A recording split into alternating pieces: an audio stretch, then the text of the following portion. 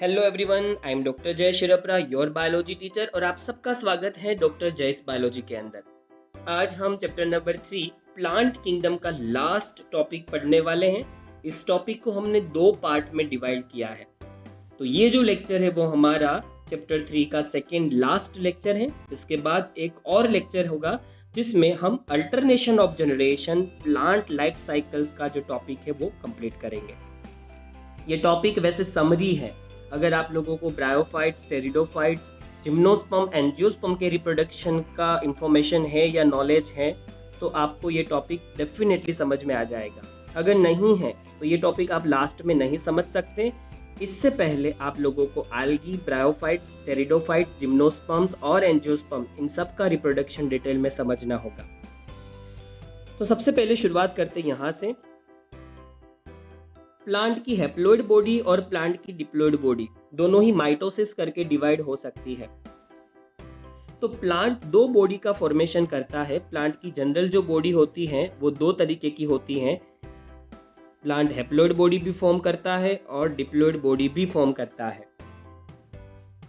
Plant की haploid body को हम कहते हैं गैमेटोफाइट प्लांट बॉडी, जो गैमेट प्रोडक्शन का काम करती है वो ऑलवेज हैप्लॉइड होगी। जबकि प्लांट की जो डिप्लॉइड बॉडी होती है वो स्पोर प्रोडक्शन का काम करती है, इसलिए उसका नाम हमने डिप्लॉइड स्पोरोफाइटिक प्लांट बॉडी ऐसा रखा है। तो प्लांट दो बॉडीज फॉर्म करते हैं।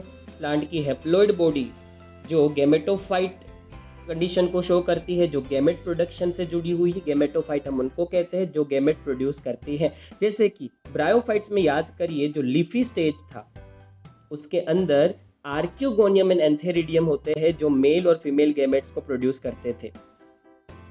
वो बॉडी हैप्लॉइड थी, उसको हमने गैमेटोफाइट कहा था क्योंकि वो गैमेट प्रोड्यूस करती थी।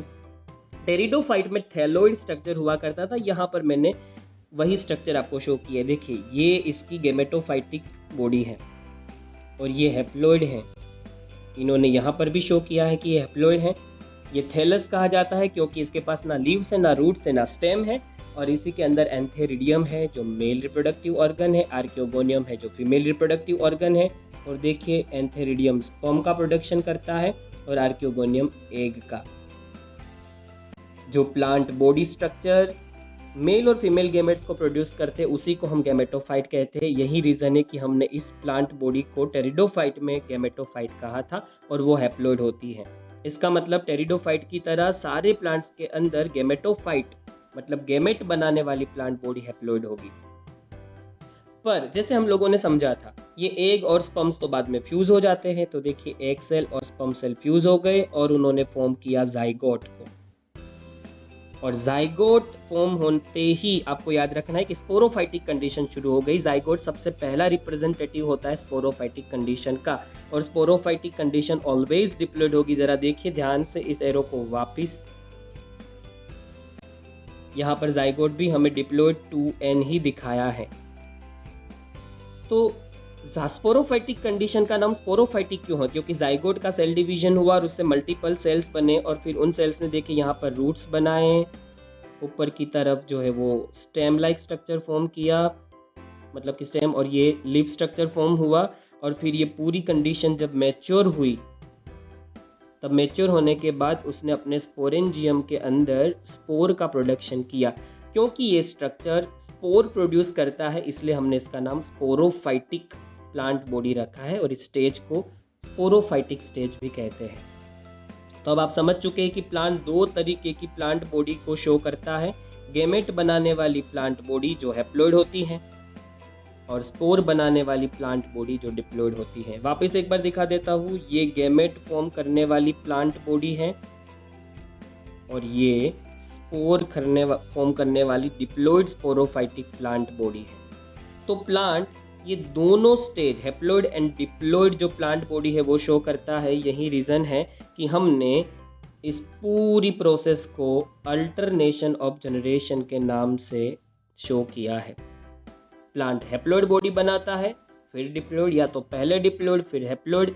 इस तरीके से गैमेटोफाइट प्लांट बॉडी और स्पोरोफाइटिक प्लांट बॉडी, ये दोनों प्लांट बॉडी बनती रहती है। इसी को हम कहते हैं अल्टरनेशन ऑफ जनरेशन। चलिए आगे बढ़ते हैं। अब मैं आपको बहुत अच्छे से मैंने यहाँ हाईलाइट करके आपको दिखाया, आप इसका स्क्रीनशॉट भी ले सकते हैं, रिवाइंड करके भी आप इसको देख सकते हैं। नेक्स्ट स्लाइड, ये हैप्लॉइड स्पोर से वो करते क्या है।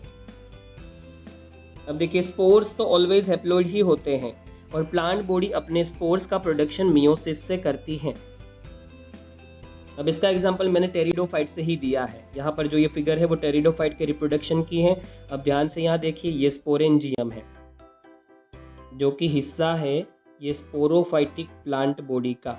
अब ये स्पोरोफाइटिक जो प्लांट बॉडी है, मैच्योर स्पोरोफाइट है ये जो, उसने स्पोरेंजियम में से स्पोर का फॉर्मेशन कैसे किया, मियोसिस।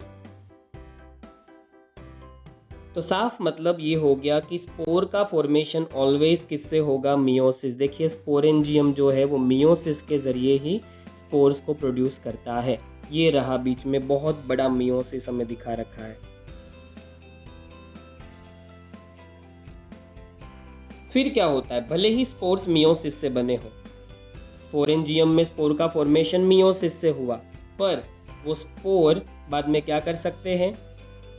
तो देखिए यहाँ पर क्या हुआ, ये स्पोर्स जहाँ पर रुके वहाँ पर जर्मिनेशन हुआ और वहाँ नया टेरिडोफाइट फॉर्म हुआ। ये स्पोर जो है वो माइटोसिस करने लगता है, क्योंकि देखिए ये एक स्पोर था, उसमें से इतना बड़ा बॉडी कैसे फॉर्म हुआ होगा। स्पोर ने इतना बड़ा मैच्योर गैमेटोफाइट कैसे फॉर्म किया, डिवीजन से। ह्यूमन में एक जाइगोट बनता है और उस जाइगोट से फिर बेबी बनता है 9 मंथ के बाद। तो एक सिंगल जाइगोट से इतना बड़ा बेबी कैसे फॉर्म हो गया, जिसमें ट्रिलियंस ऑफ सेल्स हैं, सेल डिवीजन से। तो ये जो स्पोर है वो माइटोसिस नाम का डिवीजन करता है। ये स्पोर का माइटोसिस हुआ और उसी माइटोसिस की वजह से यंग गैमेटोफाइट बने और फिर उससे मैच्योर गैमेटोफाइट बने। स्पोर तो बहुत छोटा होता है, माइक्रोस्कोपिक, जिसको आंखों से देखा भी नहीं जा सकता, और ऐसा स्ट्रक्चर जिसको नेकेड आई से देखा नहीं जा सकता, उससे पूरा मैच्योर गैमेटोफाइट बन रहा है जो नेकेड आई से देखा जा सकता है। ये तभी हो सकता है जब स्पोर ने माइटोसिस के जरिए डिवीजन किया हो और उससे बहुत सारे सेल्स बने हो और उससे फॉर्म होगा ये मैच्योर गैमेटोफाइट। अब ये जो गैमेटोफाइट बना वो कैसा होगा, वो हैप्लॉइड ही होगा। ये स्ट्रक्चर हैप्लॉइड है। यहाँ पर ध्यान से देखिए एन लिखा हुआ है, मतलब कि हैप्लॉइड। तो इस तरीके से ये साइकिल वैसे ही चलती रहती है। फिर कैसे चलेगा, फिर आगे क्या होगा, तो स्पोर जर्मिनेट हो गया। तो जो स्पोरोफाइटिक स्टेज था, ये स्पोरोफाइटिक स्टेज था। तो मैच्योर होने के बाद स्पोरेंजियम के जरिए मियोसिस नाम की प्रोसेस करके स्पोर को प्रोड्यूस करता है, और ये जो स्पोर है वो इस तरीके के स्ट्रक्चर को जन्म देता है, और वो होता है, आप लोगों ने देखा, माइटोसिस के जरिए। ये मैं बता चुका हूँ। अब आगे बढ़ते हैं। अब गैमेट फॉर्म करने वाला स्टेज आएगा। तो देखिए जैसे ही गैमेटोफाइट मैच्योर होता है, गैमेटोफाइट का नाम ही गैमेटोफाइट इसलिए क्योंकि उसको गैमेट बनाने हैं। आगे की स्लाइड में पढ़ चुके हैं कि उसके अंदर एंथेरिडियम होता है जो मेल गैमेट मतलब स्पर्म बनाएगा, आर्कियोगोनियम होता है जो फीमेल गैमेट मतलब कि एग सेल बनाएगा। तो देखो स्पोर बन गए, गैमेट्स बन गए। इस तरीके से गैमेट बनाने वाला स्टेज और स्पोर प्रोड्यूस करने वाला स्टेज अल्टरनेटिव मैनर में चलता ही रहता है। गैमेट फॉर्म करने वाला जो स्टेज होता है वो हैप्लॉइड होता है, वापिस एक बार याद रख लो, और स्पोर बनाने वाला स्टेज ऑलवेज डिप्लॉइड होता है।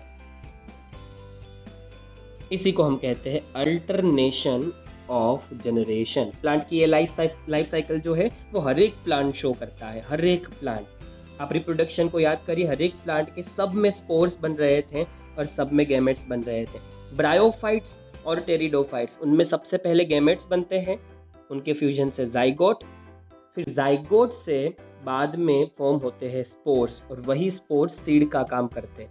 पर जिम्नोस्पर्म और एंजियोस्पर्म में सीड बन सकते हैं, इसलिए उनमें सबसे पहले स्पोर्स बनते हैं, जैसे पोलन ग्रेन मतलब कि माइक्रोस्पोर और मेगास्पोर।